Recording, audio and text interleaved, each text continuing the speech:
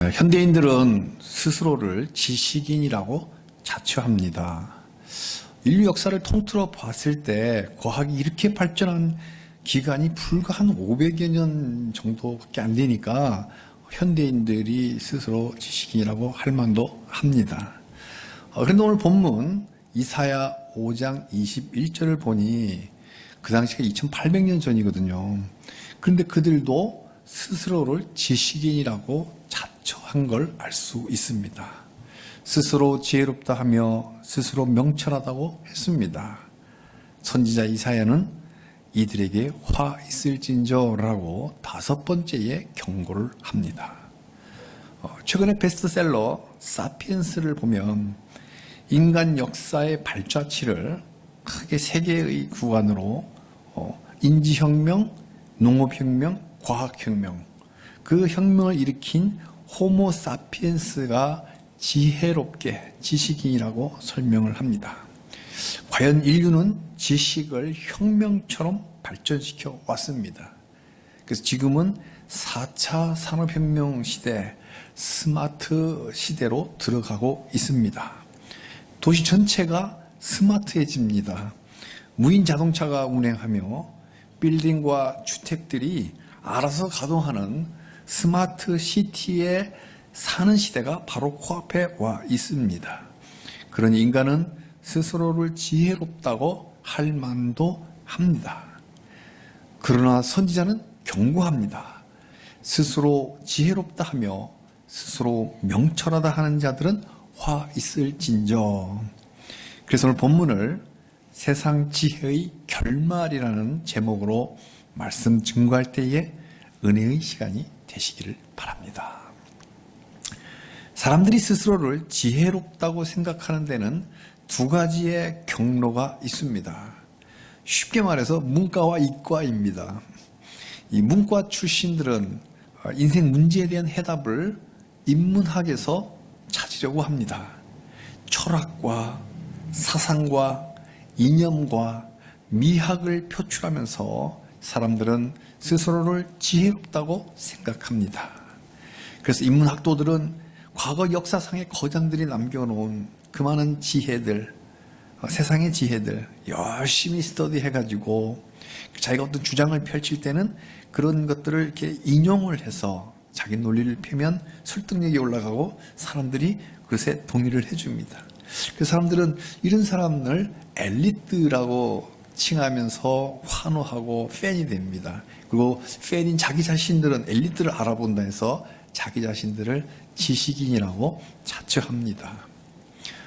이에 비해서 이과 출신들은 인생 문제에 대한 해답을 과학에서 찾으려고 합니다. 원인과 결과라는 그 인과관계를 밝혀내면 사람들을 사이언스, 과학이라고 합니다.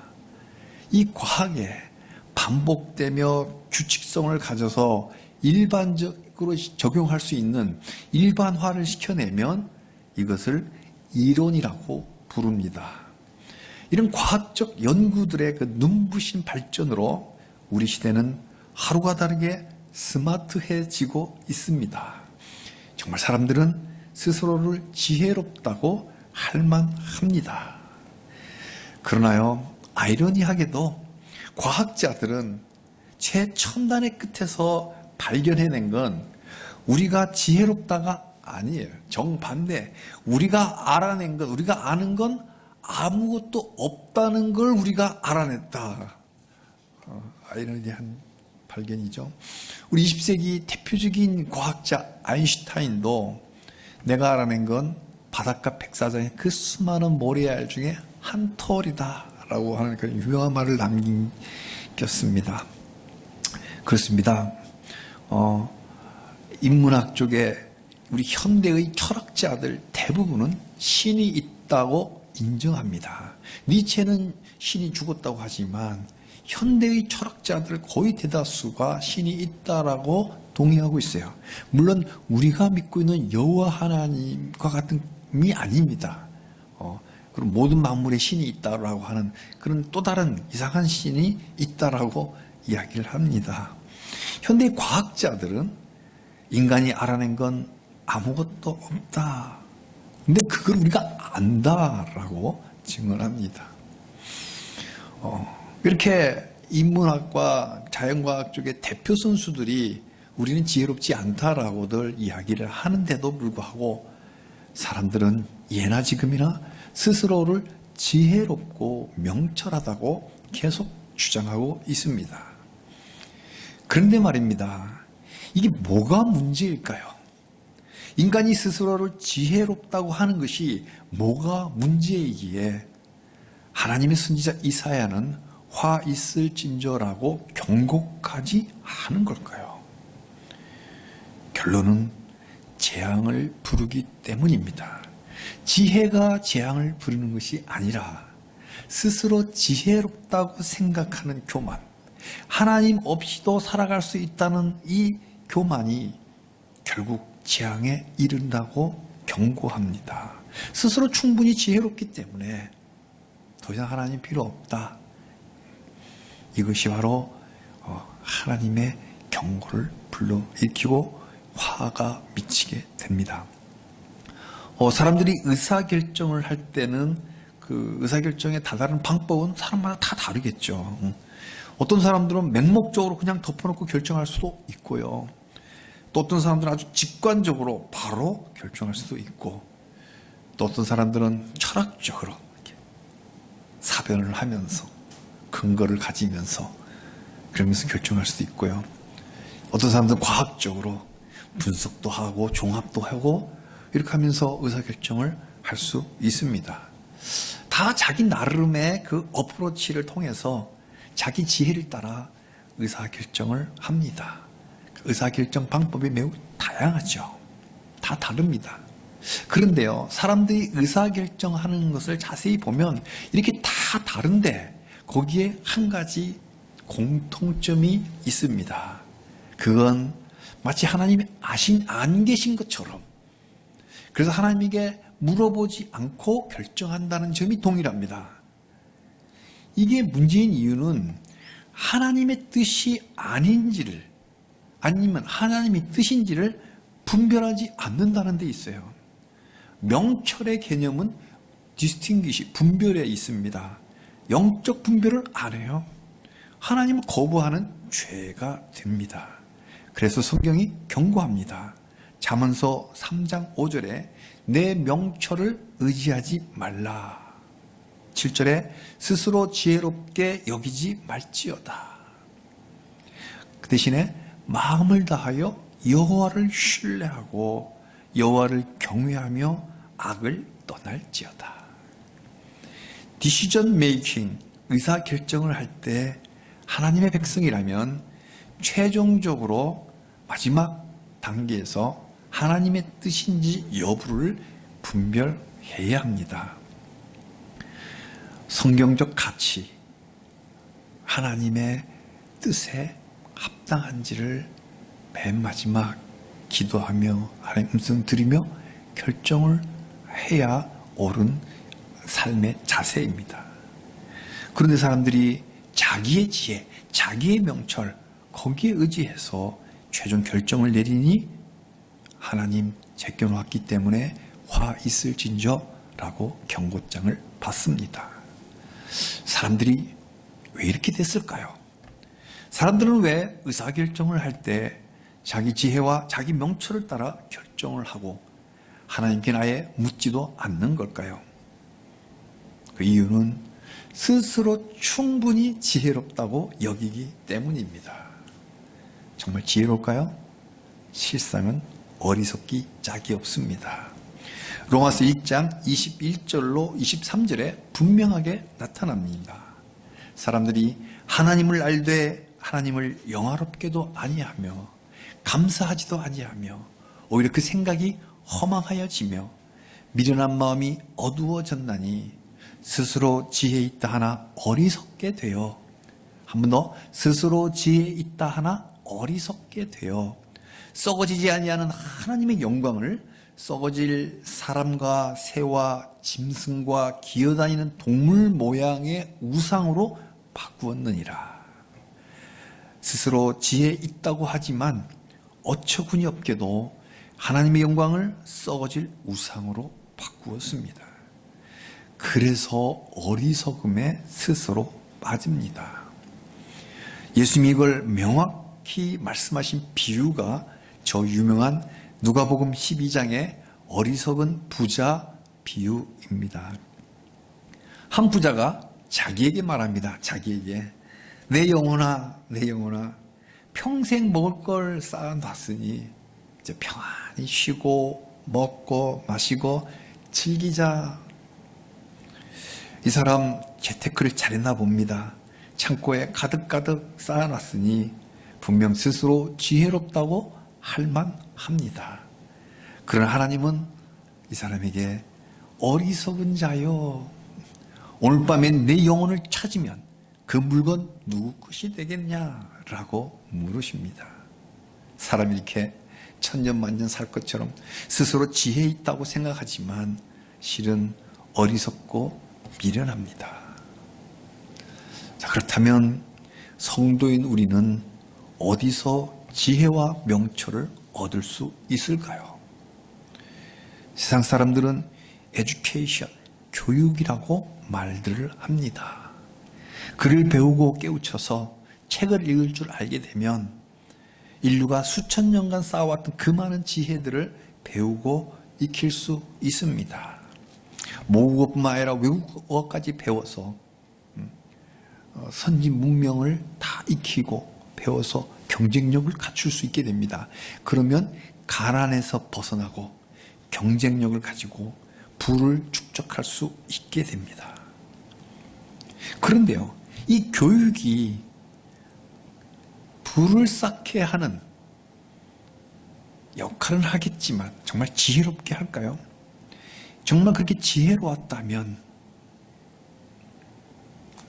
인류가 번영하고 모두가 다 행복했어야 할 건데 역사는 아니라고 증언합니다. 교육이 가장 왕성했던 때가 지금과 함께 20세기입니다. 20세기가 그동안 수천 년 동안보다도 가장 모든 사람에게 교육이 가장 왕성했던 때예요. 모든 인류가 다 교육 혜택을 받은 건 아니지만 특히 유럽 지역에 많은 사람들이 교육을 받았습니다. 그런데 세계대전을 2번이나 치릅니다. 잔인한 전쟁을. 그 많은 교육들이 전쟁을 막아내지 못했습니다. 그러니까 지혜는 사람들이 교육으로 얻어내는 것이 아니라, 가지는 것이 아니라 하나님으로부터 얻는 것입니다. 사람 중심이 아니라 하나님 중심이라야 복을 받습니다. 사람 중심은 저주를 부르고 하나님 중심이라야 지혜를 얻어냅니다. 생명 있는 지혜. 우리는 창조주 하나님으로부터만 지혜를 얻을 수 있습니다. 야고보서 1장 5절이 말씀합니다. 너희 중에 누구든지 지혜가 부족하거든 모든 사람에게 후히 주시고 꾸짖지 아니하시는 하나님께 구하라. 그리하면 주시리라. 지혜는 하나님께 얻는 것입니다. 사랑하는 성도님들, 그 사람이 자칭, 스스로 말하는 그 자칭 지혜 말고 하나님의 지혜를 얻으시기를 축복합니다. 아멘. 기도하시면, 구하면 주신다고 했잖아요. 다 받으시기를 바랍니다. 이 지혜와 명철을 우리가 보석이라고 한다면, 이런 보석 한 올 한 올달이 이렇게 딱 담아놓은 그 보석함은 성경 중에서도 잠언서와 욥기 28장을 들 수 있습니다. 잠언서를 펼치면 많은 지혜와 명철들이 들어 있습니다. 여호와를 경외하는 것이 지혜의 근본이요, 내 명철을 의지하지 말고 여호와를 신뢰하라. 범사의 그를 인정하라. 그리하면 내 길을 지도하시리라. 이게 지혜예요. 하나님을 인정하고 의뢰하면 하나님이 네 길을 지도해 준다.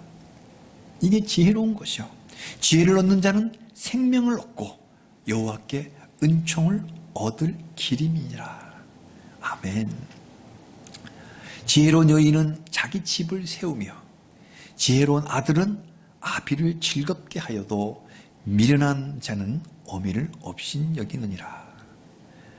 욥은 지혜에 대해서 28장에 이렇게 묻고 답합니다.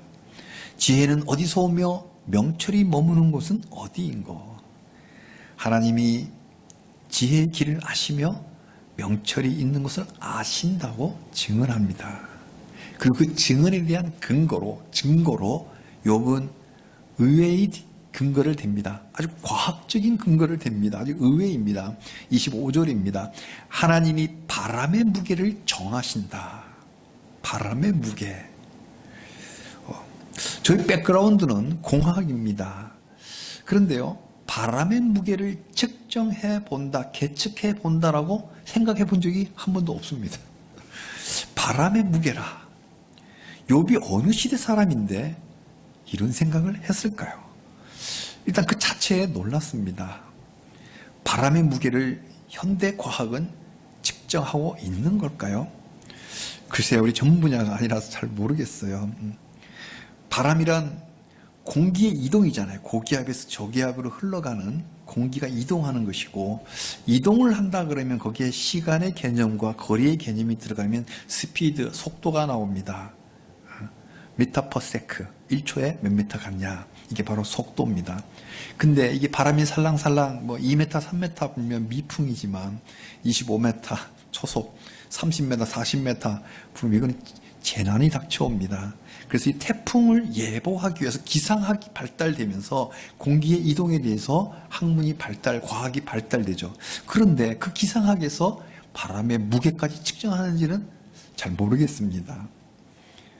또 생각해 볼 수 있는 게, 우리 항공역학, 초음속 비행기를 이렇게 만들려면 초음속으로 이렇게 비행기가 날려면 공기 저항이 부딪히니까, 글쎄요, 거기에 어떤 바람의 무게의 개념이 나와서 연구하고 기술적으로 사용하는지는 모르겠습니다. 그런데요, 중요한 건 그것이 과학적인 문제가 아니라 4000년 전에 그 시대에 욥이 하나님만이 지혜롭고 명철하심을 증명하기 위해서 이런 과학적인 사고, 바람의 무게를 재시는 분은 하나님이라는 이런 이 과학적인 근거를 댄다는데 놀라운 놀랍습니다. 참으로 그렇습니다. 창조자 하나님을 경외함이 참 지혜요, 악을 떠남이 명철입니다. 사랑하는 성도님들, 우리는 중세 시대를 영적 암흑기라고 부릅니다. 그런데요, 어떻게 보면 현 시대가 중세보다 더 영적 암흑기인지도 모르겠습니다. 그래서 영적으로 암울할 때, 저는 오늘 본문에서 영적 위로와 영적 힘을 얻습니다. 스스로 지혜롭다 하며 스스로 명철하다 하는 자들은 화 있을진저. 이 경고의 말씀이 성도들에게는 오히려 위로가 되는 말씀이 됩니다. 잠언서 8장 35절에 대저 하나님의 지혜를 얻는 자는 생명을 얻고 여호와께 은총을 얻을 것임이니라. 그러니까 세상에 스스로 지혜롭다, 자칭 지혜롭다 하는 자들은 화가 있는데, 하나님의 지혜를 얻는 성도는 영원한 생명을 얻고 여호와께 은총을 얻는다. 말씀대로 이루어질지어다. 아멘. 이 말씀은 우리 신약 성경의 로마서 11장 33절과 딱 연결됩니다. 깊도다 하나님의 지혜와 지식의 풍성하며 그의 판단은 헤아리지 못할 것이며 그의 길은 찾지 못할 것이로다. 깊도다 하나님의 지혜여. 사람의 지혜가 감히 예측할 수 없고 헤아릴 수 없고 그 길 찾아내지도 못한다. 사람의 지혜가 따라갈 수 없는 깊은 하나님의 지혜. 그래서 사람들이 자기 나름대로는 지혜롭다고 아무리 많은 계획을 세우고, 그래서 이 시대에 아무리 자기가 악한 계획들, 음모들을 꾸미면서 이 시대를 암울하게 휘감고 있는다 하더라도 그 계획들은 하나도 제대로 서지 못할 겁니다. 왜? 잠언서 19장 21절에 오직 여호와의 뜻만이 완전히 서리라. 여호와의 뜻만이 섭니다. 사람의 악한 뜻들은 서지 못한다. 스스로 지혜롭다 하는 자들은 깊고 깊은 하나님의 지혜를 당해내지 못하고 다 화를 당할 것입니다. 오직 하나님의 뜻만이 완전히 서게 될 것입니다. 사랑하는 성도님들, 이 말씀에 영적 위로를 얻으시길 바랍니다. 영적 용기를 내시기 바랍니다. 비록 이 세상이 어둡지만, 들려오는 소식들이 다 암울한 소식들이지만, 그러나 사람의 지혜들은 화를 불러일으키는 것이고 하나님의 지혜는 온전히 선다. 이 진리의 말씀에 영적 위로를 얻고 영적 힘을 얻어서 늘 우리가 기쁨을 잃지 않고 우리 하나님 나라 세워가는 이 사명에 당당하기를 주님의 이름으로 축복합니다. 아멘.